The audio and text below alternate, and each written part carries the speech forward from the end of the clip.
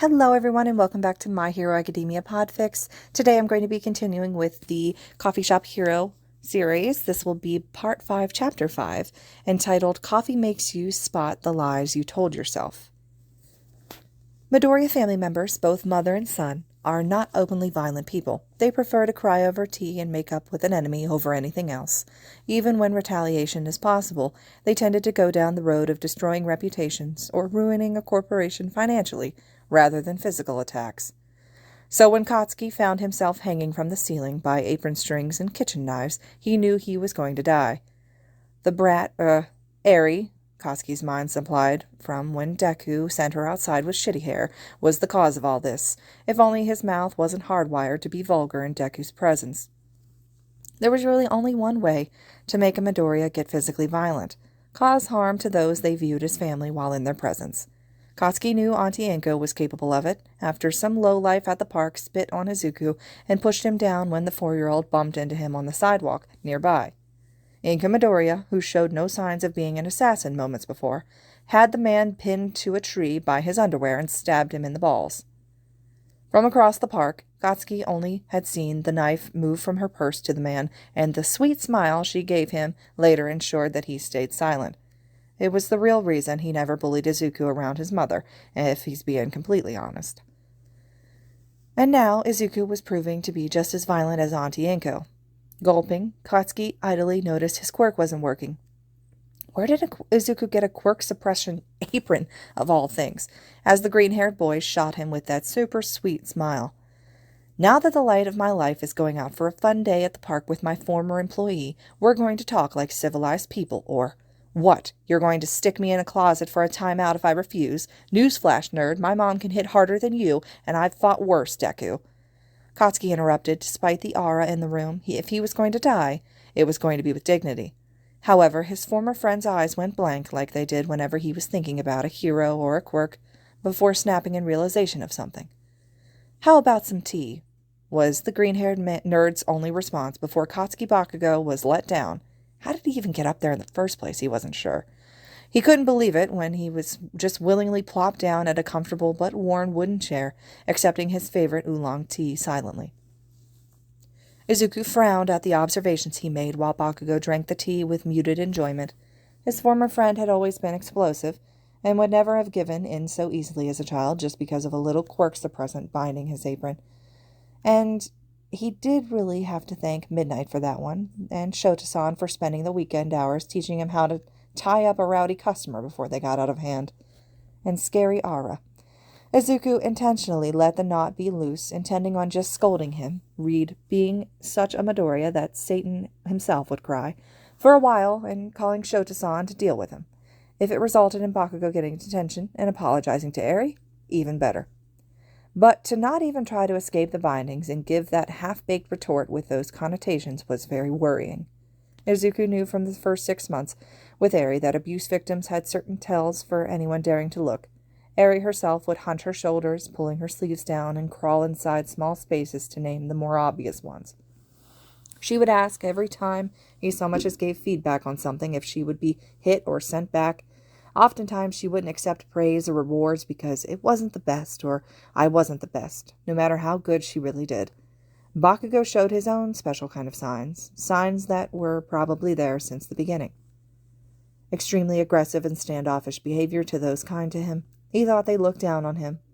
When they were 5, Izuku was sure Bakugo screaming for him to stop looking down on him every time Izuku brought an extra bento, since Bakugo never seemed full, was the blonde being egotistical. Now it seemed defensive. Even now, Bakugo was eyeing him and the cup suspiciously, like it was going to cost him something. Loud behavior to the point of excessiveness and seemingly craving praise. As children, his behavior was chalked up to being related to his quirk, but many children who are cast aside at home will act out or become aggressive to garner more attention. More and more tells, like how Bakugo almost had to be chained to the podium for the medal, or used to flinch when Izuku tried to have play dates at Bakugo's house before a push down the stairs stopped that, played through Izuku's keen mind. He really shouldn't get involved, he knows. He already has the mystery of his mother, a villain organization to take out, not to mention a stack of folders to deliver in Hosu in 2 weeks, since Shota-san would be busy with the takedown of a Yakuza supplier before a new shipment arrived. Not that Shota knew that Izuku was aware that Eraserhead was assigned to the case. He was the one to feed the intel last month to the police, but not using Takeru. He couldn't let his alter ego get all the attention. No, a concerned single father had called from a ratty gym before all security footage within 6 blocks were erased and a PDF was emailed to the cops. It accidentally meant, though, that Izuku was out one delivery man on top of his other duties, so he should give Bakugo a warning about talking to Eri and let him leave, knowing it wasn't his responsibility. But he couldn't. Izuku sighed to himself, not realizing it was freaking the other boy out, and smiled in kind fashion while blocking out thoughts of what he wanted to say to the brat about Eri. Then, a way to kill 2 birds with 1 stone hit. To start with, you're going to be Eri's bodyguard for the week before your internships, Izuku stated bluntly. Plan ahead for me. What? No way am I hanging around some shitty brack. A fork embedded itself next to his hand. Oops, my hand must have slipped. Silly me, Izuku giggled, unnerving Bakugo to no end, face white as ash. Before I was so rudely interrupted, you will be watching my precious angel every day after school until 7 p.m. Lately, I've been unable to take her to the park, much less the library for their weekly story times. You, my friend, are going to take her wherever she wants to go. I don't care if she wants to visit a hero museum, the beach, or even the Unicorn Cafe in Tokyo. You will be a gentleman and take lots of pictures of her having fun while keeping her safe. If you refuse this... The next 10 minutes of Izuku rambling were the most terrifying in the aspiring number 1's life.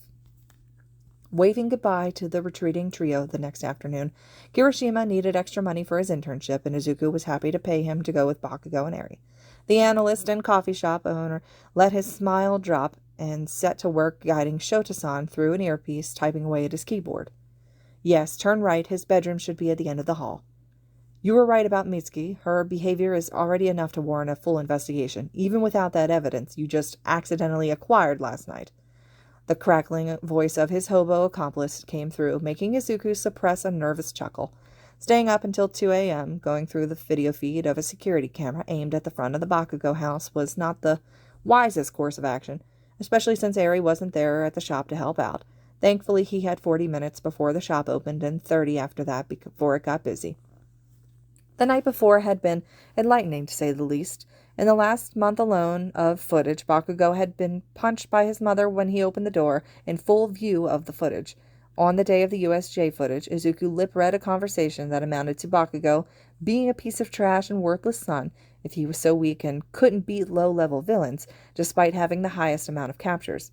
Hospital records, always so easy to hack, showed 7 visits in the last 2 years, ranging from a broken collarbone, falling down the stairs, to large amounts of glass being embedded in his back on a day Izuku saw through the cameras in the neighborhood that Bakugo dodged Mitsuki's punch and flipped her off before being yanked into the house by his ear.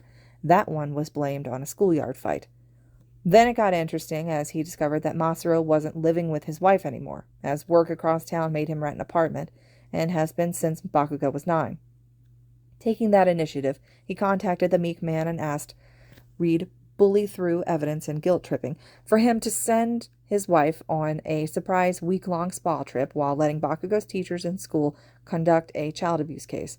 The man himself was privately being charged with negligence and emotional abuse, as Masuro hadn't done anything to stop Mitsuki, choosing to leave instead of helping her, or even to just tell Inko. He agreed to let the investigation take off in preliminary searches.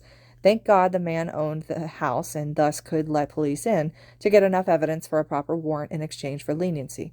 Now it's just giving Bakugo a few days of forced Eri therapy before things turned his world upside down. Problem child, you there? Shota's unamused voice broke him through his thoughts. He had to help get the ball rolling on this search, after all. Shota, just tell us already, Hisashi Yamada wailed while being dragged to their group's coffee shop by the infamous scarf. Nomuri just seemed as interested. I told you, the informant that set the investigation is my private contact. I'm not about to risk their identity getting leaked just to sedate you lots in your stupid curiosity. Honestly, these days, the last 3 days have drained Shota to new levels. Being woken up at 5 a.m. by a hyperactive problem child sporting circumstantial evidence that one of his students was being emotionally and physically abused, while kicking himself that he hadn't seen the signs himself, really should have been enough to drain him. But then, being told that he was going to lead the investigation and never give problem child involvement away, yet still put the parents away, would normally have done him in. But to then be told about how not only Bakugo cursed at Eri and spit in her direction before being owned by his problem child, now that just sent Shota to a vicious cycle of must help student and must kill brat who hurt Eri that made breathing too troublesome.